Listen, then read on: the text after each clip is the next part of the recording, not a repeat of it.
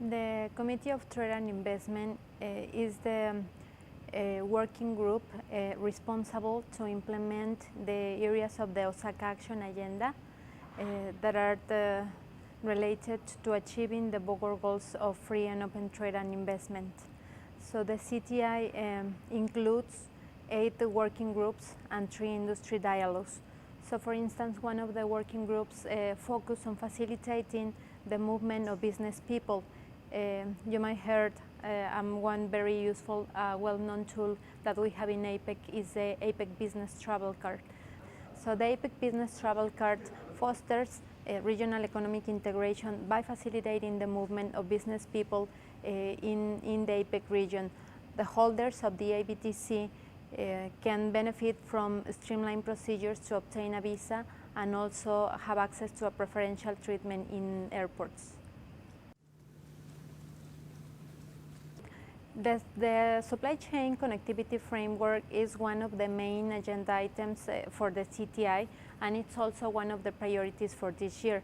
We have been working very closely with the private sector to identify the main obstacles or choke points that they have to face in the supply chain in the Asia-Pacific region. So for instance, last year we achieved a very concrete and outstanding outcome, endorsing a pathfinder on the de minimis.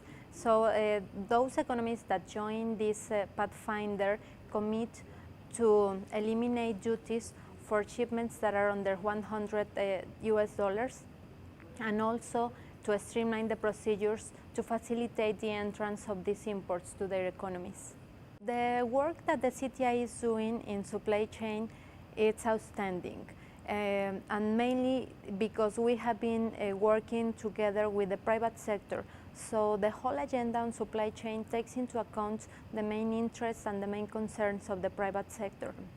We have a lot of work to do before the Kazan meeting, but some of the most important tasks that we have to accomplish by the ministers' trade meeting that is going to take place in Kazan are, for instance, the assessment of the progress to achieve the Bogor goals. So this year, economists provided information in the individual action plans. So these IAPs contain all the efforts that economists are doing towards these goals of free and open trade and investment. And the policy support unit within the APEC Secretariat will elaborate short reports so the senior officials and the ministers can discuss what else needs to be done to achieve these Bogor goals. Another very important task that we have in the CTI is to develop a list of environmental goods. So last year we received a mandate from our economic leaders to identify a list of environmental goods that can contribute to sustainable development and also to economic growth, and the economists commit to reduce the applied tariffs by 5% by 2015. So this year the CTI has an enormous task to identify this and to develop this list of environmental goods.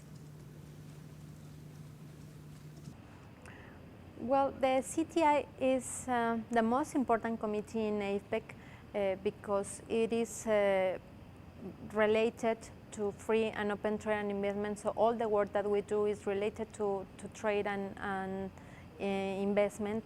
So I would like that the work of the CTI is well understood and well recognized both within APEC and also outside of APEC.